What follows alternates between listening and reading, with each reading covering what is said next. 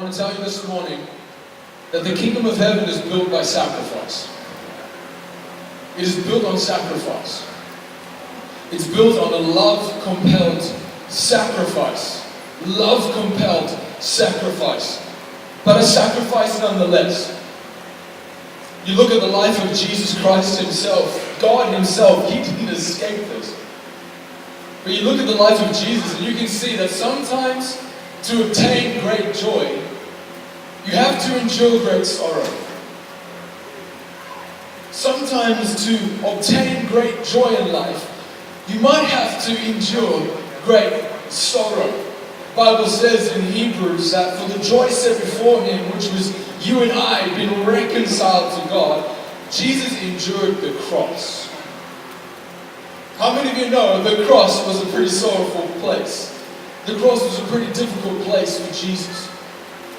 And yet he endured it for the joy that was set before him. Church, we are people that are called sometimes perhaps to endure great sorrow for the sake of obtaining great joy in someone else's life around us. The kingdom of heaven is built by sacrifice. It isn't built by lovey-dovey things sometimes. You know what I mean?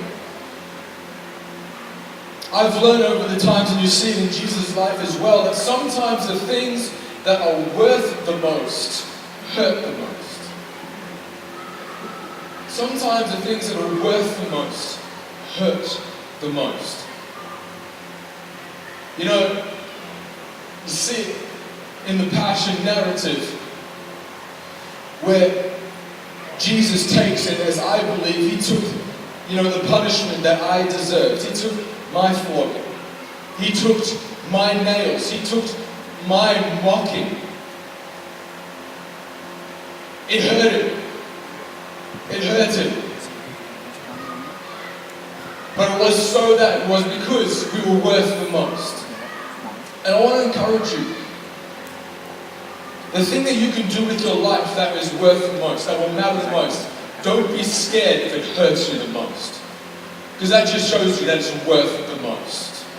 And I want to encourage you today, if you're in the middle of something that is hurting you, don't back down. If you're in the middle of something that's a little bit painful, don't back down, because that's showing you that this matters to you. And I want to encourage you, the kingdom of heaven is built on sacrifice. A love-compelled sacrifice, but a sacrifice nonetheless. I keep saying a sacrifice nonetheless because in our most wonderful postmodern Christianity, we want to focus in on the love aspect of what I'm saying right now. We want to tune into the love-compelled. Woo, that's nice and warm and cuddly. Let's focus in on that. It's got to feel loving.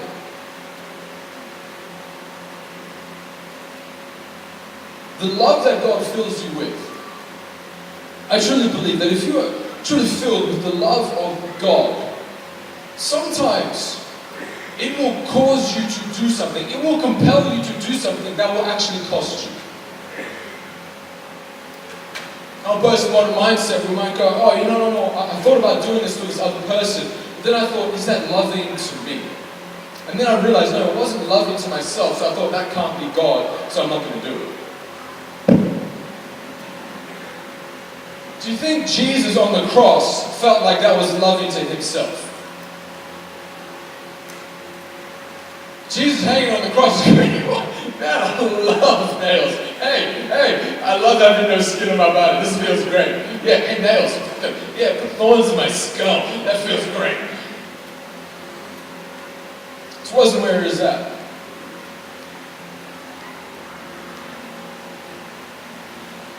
The world has only ever been changed by people that have been willing to pay the price. And my last message to you this morning, church, I want to ask you if you are willing to pay the price. If you're willing to pay the price. To sacrifice something that might cost you. The entire Bible is full of story after story. Pretty much they only made it into the Bible if there were actually a story about someone sacrificing something. About someone stepping out in faith that this is going to end badly, this is going to cost me something. So it's people stepping out in something that humiliated, people stepping out in ways for others that they just knew. God, if you don't show up, this is going to really end badly. It's full of stories of people where it did end badly. Where it cost people something to love others. Where it cost people something to build the kingdom. You look throughout history, the pages of history from the end of the Bible through to this very day, and you'll find that the kingdom of heaven has been shaped, has been built by men and women who have been willing to pay the price, willing to sacrifice something that costs them. Look at Mother Teresa. She spent her entire life not living even in the luxuries that the third world could offer her. She spent her entire life living in the slums with others. It costs her something. Look at William Wilberforce, a fellow politician who spent his entire career trying to abolish slavery. He was ridiculed. He was mocked. He spent sleepless nights waging against this injustice. It cost him something. Look at Adams and Alicia in this very building today. Sold out for a community in Africa, to the point where they come over and they say, we are working so that we can send money overseas again. It's costing them something. The world has only ever been changed by people that have been willing to pay the price, willing to sacrifice something for those around them. Look at Pastor Mike's life. You might not know this, but he had an awesome, fully successful building company. He wasn't running a gift shop, he had a building company. How many of you know that is an achievement? The call of God hits his life in an instant. God, I'm not about this anymore, I'm about people. He lays it all on the line to take on a wage that I'll leave it there. You know what I mean? Because it's not about that. He doesn't care. He doesn't care about the money side of things. He's willing to pay the price. My life has been changed by that. Look at Zach's life. Leaving school, gets given the opportunity to have an apprenticeship building yachts. Who gets an apprenticeship building yachts? Zach does. Only goes to Ginger's, clearly. Has this incredible, he literally by now would probably have built his own yacht. Think about that for a second. He could have his very own yacht right now. I mean, sure enough, he's driving the car that he's driving, but he could have a yacht. But in the moment, in the blink of an eye, he feels the call of God upon his life, and he turns and he responds and says, I'm not meant to be building yachts, I'm meant to be building people.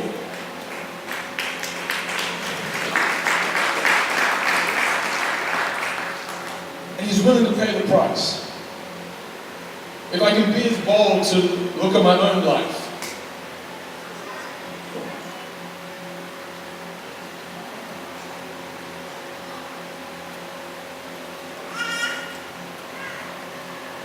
got a sweet opportunity to be a helicopter pilot in the army. If I reset one interview, I was in. But God spoke to me. And I changed the course of my life. 2006, 10 years ago, changed the course of my life forever. I could have had free dental for the rest of my life.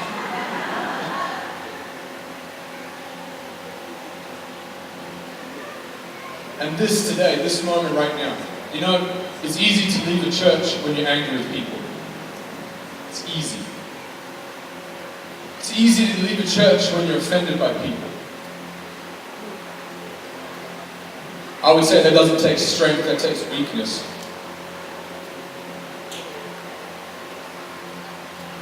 That's you running from a fight. It hurts to leave a church when you love the people. That hurts. I know that hurts me in heaven because we love you guys. But we know that God has called us to do something. And we know that He's called us to take this step, and we don't know exactly where we're going. But we know He's told us to move. And I know that God moves through those who move. He doesn't move through people who stay stagnant. He moves through people who move. So if I want to allow Him to keep moving through our lives, then we've got to move.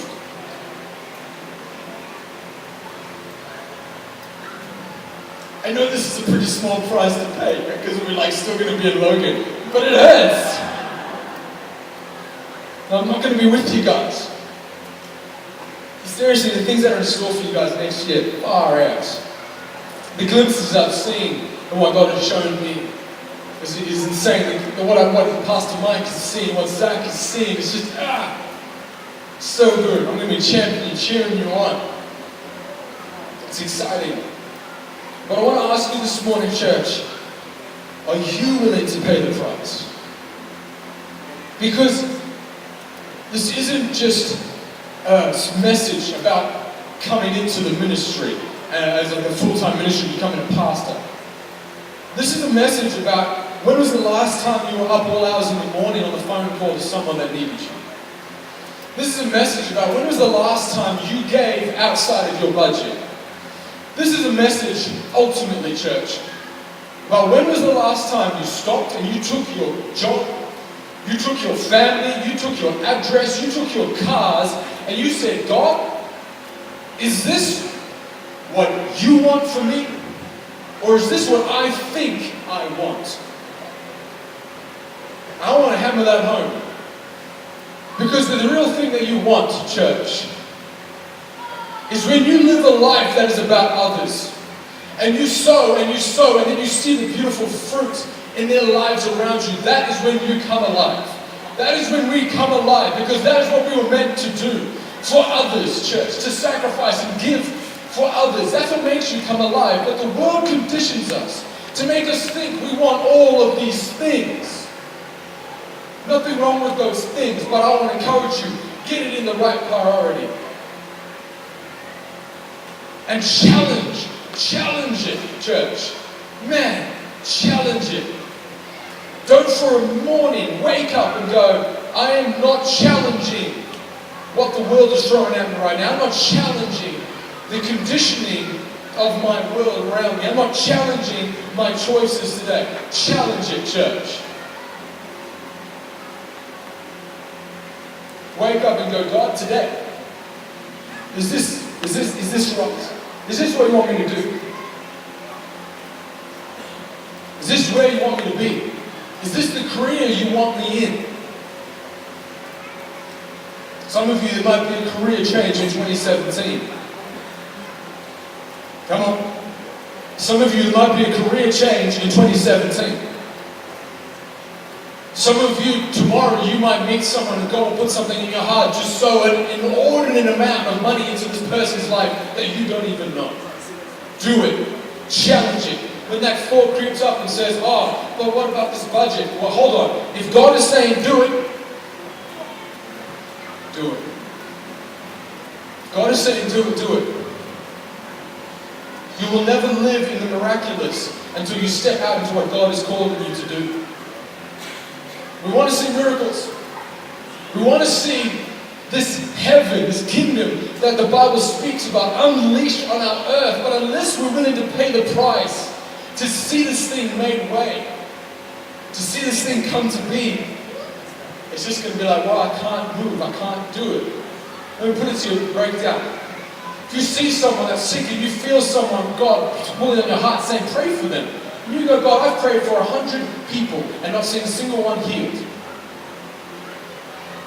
But you're saying to me, pray for this person? I don't even know them. This is scary. I'm going to put my pride, I'm going to put my pride on the line. I'm going to put my self-esteem on the line just one more time. Because you're telling me to, God. Only then can you begin to enter the miraculous. Only then can we begin to see miracles happen around us. When we step out of what is obtainable by our own strengths. Amen?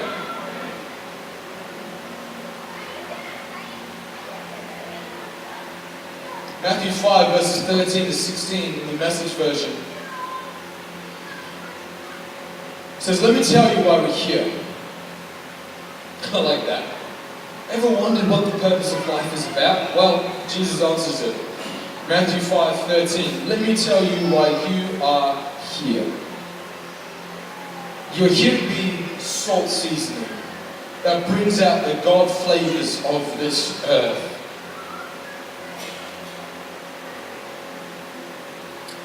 Skip down where it says, here's another way to put it. You are here to be light, bringing out the God colors in the world. God is not a secret to be kept. Come on. We're going public with this. As public as a city on a hill. If I make you light bearers, you don't think I'm going to hide you under a bucket, do you? No, I'm putting you on a light stand. Now that I've put you there on a hilltop, on a light stand, shine. How? You wonder, how am I going to shine? The answer's out. It says, keep open house. Everybody say, my house is open. It says, be generous with your life. Say, I'm generous. By opening up to others, you'll prompt people to open up with God, this generous Father in heaven. Church, this is so about every single one of us. When I talk about being willing to pay the price, I'm not talking about, like I said, just these big moves, career changes into ministry. I'm talking about every single day. When I first started in youth ministry, so many years ago, we were seeing God move in insane ways. We saw God do instant healings right there. We saw broken feet get healed in a moment and people be able to walk them.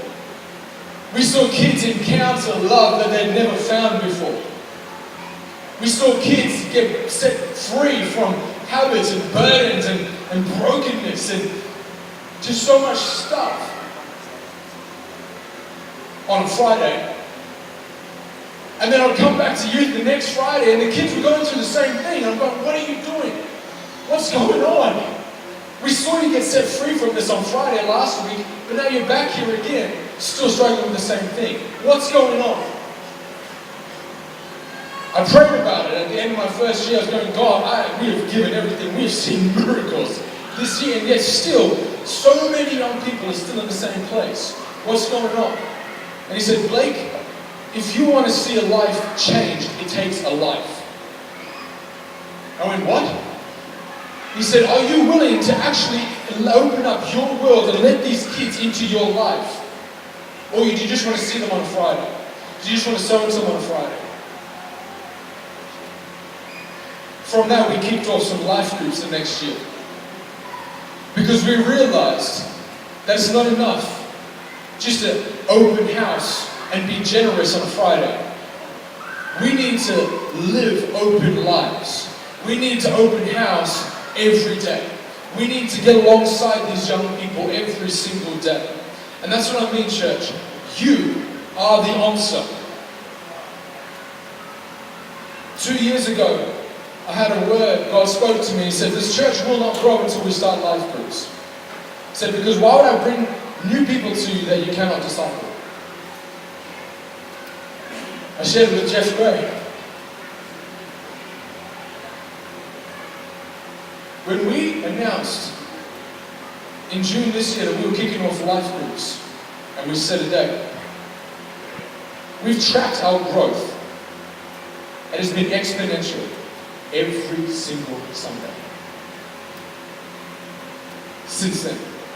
Because God has said, now I can trust you with my precious people to actually pay the price for them, to actually open house, to let them in and to be generous with your lives. Because you realize it's not just about a Sunday. You realize this is about you doing life day after day, sacrificing for others day after day, opening and getting connected with other people day after day. And only then will people actually be able to grow and get free, set free permanently from those things.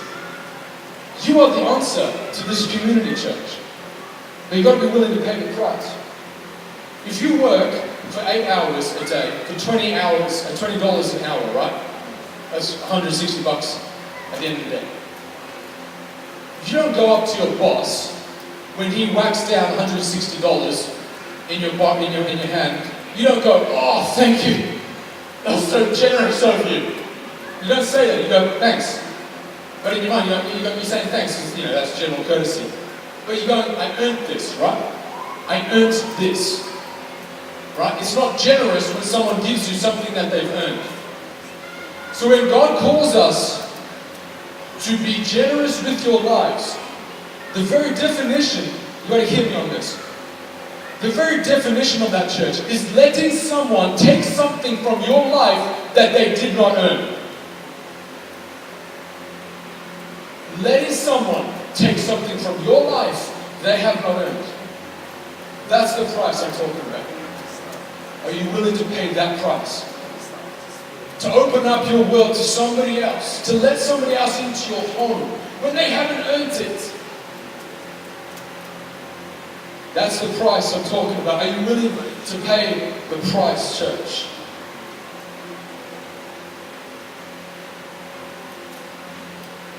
I want to finish with 2 Corinthians 6 verses 3 to 10. The Apostle Paul was a pretty incredible man. And he saw some miracles. He saw incredible growth.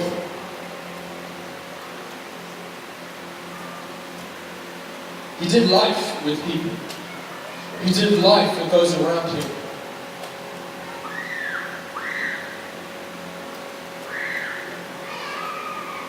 I'm still convinced that the best discipleship method is what Jesus did. 3 years living with people. I want to see growth, we've got to be willing to pay that price. Apostle Paul pays that price, and so many other people in the Acts church pay that price. But he shows us a little bit in 2 Corinthians chapter 6, verses 3 to 10, of what that price looks like sometimes. But what the benefit of it is, and what the fruit is of it. I want to read it out to you. 2 Corinthians 6, verses 3 to 10 says, "We put no stumbling block in anyone's path, so that our ministry will not be discredited. Rather, as servants of God, we commend ourselves in every way, in great endurance, in troubles, in hardships and distresses, in beatings, in imprisonments and riots, in hard work, in sleepless nights, and in hunger." How many of you know you can hear the sacrifice already? He's talking about we've showed our sacrifice in our endurance, in enduring hardships, in going through distresses, in sleepless nights and in hunger. Now hear this. He says, in purity. Do you know that in our day and age, purity is a sacrifice? Purity is a sacrifice. I'm so proud of the fact that I was a 29-year-old virgin. I loved walking through my workplace when people asked me. And they said no, and they had all these 1,000 questions. And it's funny. I mean, I might just be really good at it. But when I talk to my work colleagues now, I have a sex life that is 1,000 times better than theirs. I'm not even joking. I'm giving sex advice after 6 months.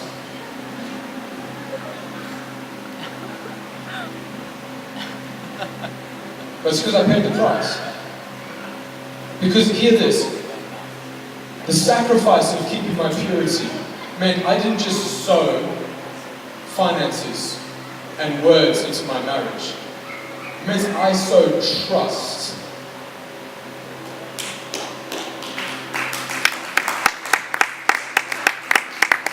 I said, you can trust me, because I only want you. I sowed fidelity. So when we talk about sex before marriage, it's a complicated subject. But understand why it's so important. Why? It's a sacrifice that still to this day, even though it might seem so old-fashioned and traditional, I will keep standing by. Because of what it sows into a marriage. Paul paid that price. Says he paid the price of understanding. He paid the price of patience and kindness. Come on. Are you willing to pay the price of kindness when they haven't earned it? Are you willing to pay the price of patience with someone in your life, within your family, when they haven't earned it? That's when we begin to reflect the character of God. He extended grace and mercy and kindness and patience with us every day when we have not earned it. This is the price we've been called to pay. It says in the Holy Spirit and in sincere love, in truthful speech and in the power of God, with weapons of righteousness in the right hand and in the left, through glory and dishonor, through bad report and good report, genuine get regarded as imposters. Years ago, I had a word for somebody. I was in the Hypnon. I had a word for her. God gave me a word like nothing else. He said this woman, and he described it to me. He said this woman, she's had a miscarriage, and she's giving up hope about this next baby she's carrying. Described this woman to me. So I went into the shopping center and I found the exact woman matching this description. And as soon as I saw her, my heart broke for her. Love compelled. And I knew that the word God had given me was to come and speak straight into this woman's life. I walked up to her. We were in this, I can't even remember what store it was. It was a grocery store in the Hypno. I walked up to her and I said, sorry, this might seem a little bit random. My name is Blake. I'm a Christian. The moment I said that, her partner walked over and he said, get out of the shop. And he yelled at me. I said, I just want to encourage her. He said, come and be in peace, even in our own shopping center. I said, I just want to share something with her. He said, get out of the shop. I walked all the way down the aisle. He was still screaming at me. Genuine, yet regarded as imposters. I walked away with tears in my eyes that day. Yes, because my pride was shattered. I was humiliated. But I also walked away because of the burden that God had given me to share with that person. And I was like, this is the breakthrough she needs. I hadn't felt like that in a long time. The weight of love that God had put on me for that person. And I was like, God, I'm so sorry. I can't get there. I can't give it. I can't give what you wanted me to give to this person. Genuinely regarded as an imposter. I truly just wanted to love on her. That's one example, a small example. Be willing to pay the price, church. It says, known yet regarded as unknown. Dying and yet we live on. Beaten and yet not killed. Sorrowful yet always rejoicing. Poor yet making many rich. Can you begin to see how he's saying this as rewards like nothing else? This makes me come alive, paying the price, sacrificing for those around me. It has values, has rewards like nothing else. He says this, having nothing and yet possessing everything. Having nothing and yet possessing everything. He was willing to pay the price and he found something to sacrificing for others.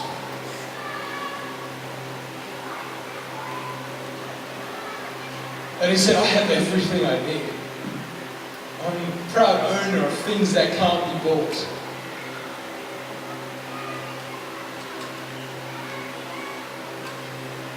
He says in 2 Corinthians 5, the chapter before that, he says, Christ's love compels us.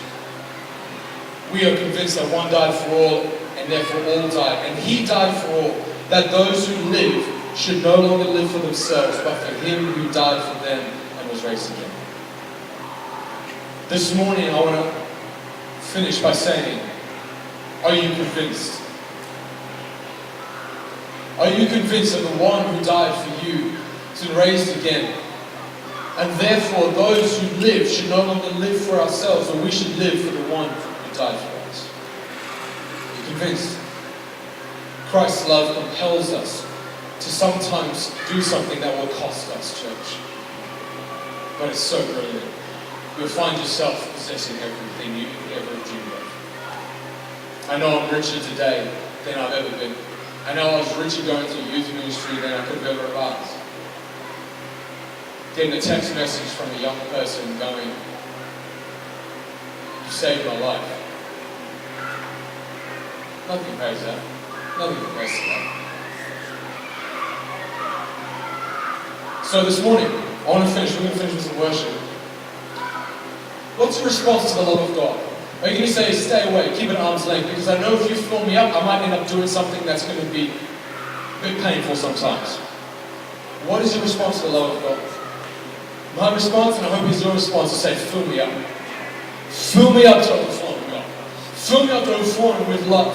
That I will be compelled to live a life that changes worlds, that changes lives around me. That I don't care what price it is, God. Fill me up to overflowing. Amen?